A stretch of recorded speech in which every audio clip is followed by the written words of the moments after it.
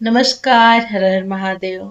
हम पढ़ रहे हैं शिव महापुराण और हमारा शिव महापुराण के रुद्र संहिता पार्वती खंड में आज हमारा है अध्याय एकादशो अध्याय और हमारे पाठ का नाम है भगवान शिव का तपस्या के लिए हिमालय पर आगमन, वहां पर्वतराज हिमालय से वार्तालाप।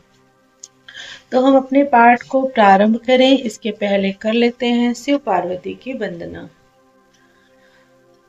कर्पूरगौरं करुणावतारं संसारसारं भुजगेन्द्रहारं सदा वसन्तं हृदयारविन्दे भवं भवानी सहितं नमामि। तो शिव पार्वती की वंदना के बाद चलिए अपने पाठ के क्रम को हम आगे बढ़ाते हैं। ब्रह्मा जी बोले, हिमालय की वह लोक पूजित पुत्री पार्वती उनके घर में बढ़ती हुई जब 8 वर्ष की हो गई, तब हे नारद, उनका जन्म हिमालय के घर में जाकर सती के विरह से दुखी हुए शंकर जी सती की इस अद्भुत लीला से मन ही मन अत्यंत प्रसन्न हो उठे। उसी समय लौकिक गति का आश्रय लेकर शंभु ने अपने मन को एकाग्र करने के लिए तप करने का विचार किया। नंदी आदि कुछ शांत श्रेष्ठ पार्षदों को साथ लेकर वे हिमालय के गंगावतार नामक उत्तम शिखर पर गए।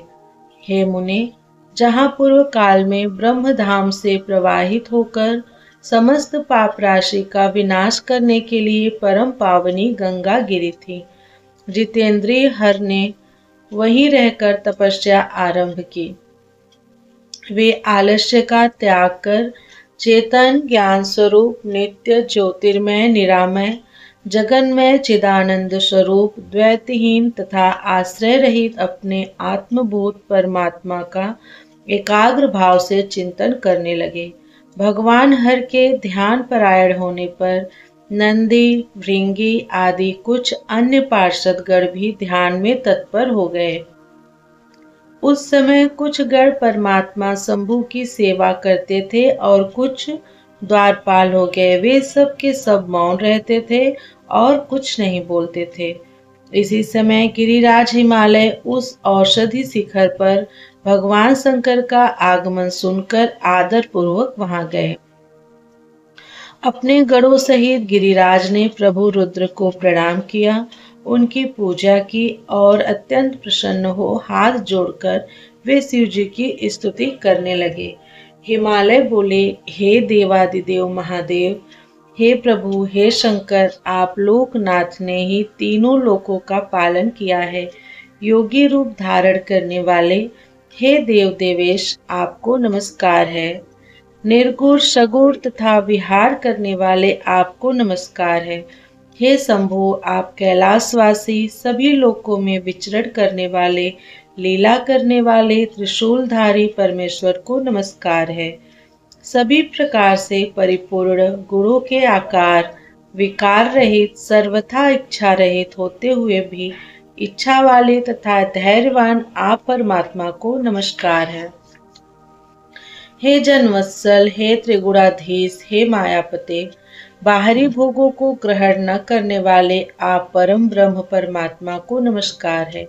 हे भक्त प्रिय, आप ब्रह्मा विष्णु आदि के द्वारा सेव्य ब्रह्म विष्णु स्वरूप तथा विष्णु ब्रह्मा को सुख प्रदान करने वाले हैं, आपको नमस्कार है।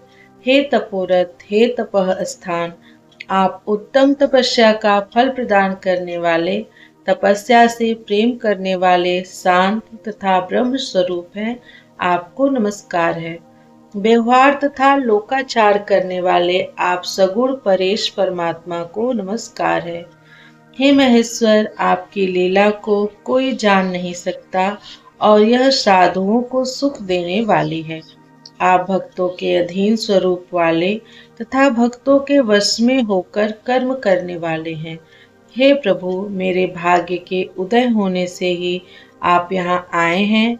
आपने मुझे सनाथ कर दिया, इसीलिए आप दीन वत्सल कहे गए हैं। आज मेरा जन्म सफल हो गया, मेरा जीवन सफल हो गया, आज मेरा सब कुछ सफल हो गया जो आप यहाँ पधारे हैं। हे महेश्वर, मुझे अपना दास समझकर निसंकोच आज्ञा दीजिए। मैं अनन्य बुद्धि होकर बड़े प्रेम से आपकी सेवा करूँगा। ब्रह्मा जी बोले, हे नारद, गिरिराज का यह वचन सुनकर महेश्वर ने थोड़ी सी आंखें खोलकर सेवकों सहित हिमालय को देखा। सेवकों सहित गिरिराज को उपस्थित देखकर ध्यान योग में स्थित हुए जगदीश्वर वृषभ ध्वज मुस्कुराते हुए कहने लगे। महेश्वर बोले, हे शैलराज, मैं आपके शिखर पर एकांत में तपस्या करने के लिए आया हूँ।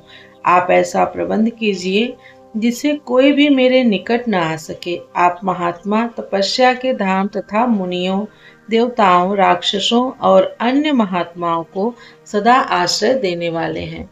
आप द्विज आदि के सदा निवास स्थान, गंगा से सर्वदा पवित्र, दूसरों का उपकार करने वाले तथा संपूर्ण पर्वतों के सामर्थ्यशाली राजा हैं। हे गिरिराज, मैं चित्त को नियम में रखकर यहाँ गंगावतरण स्थल में आपके आश्रित होकर बड़ी प्रसन्नता के साथ तपस्या करूंगा। हे शैलराज, हे गिरिश्रेष्ठ, जिस साधन से यहाँ मेरी तपस्या बिना किसी विघ्न के हो सके, उसे इस समय आप सर्वथा यत्न पूर्वक कीजिए। हे पर्वत प्रवर, मेरी यही सबसे बड़ी सेवा है। आप अपने घर जाइए और उसका उत्तम प्रीति से यत्न पूर्वक प्रबंध कीजिए। ब्रह्मा जी बोले, ऐसा कहकर सृष्टिकर्ता वे जगदीश्वर चुप हो गए। तब गिरिराज ने शंभु से प्रेम पूर्वक यह बात कही। हिमालय बोले, हे जगन्नाथ, हे परमेश्वर, आज मैंने आपका स्वागत पूर्वक पूजन किया है। यही मेरे लिए महान सौभाग्य की बात है। अब मैं अपने देश में उपस्थित आपसे क्या प्रार्थना करूं?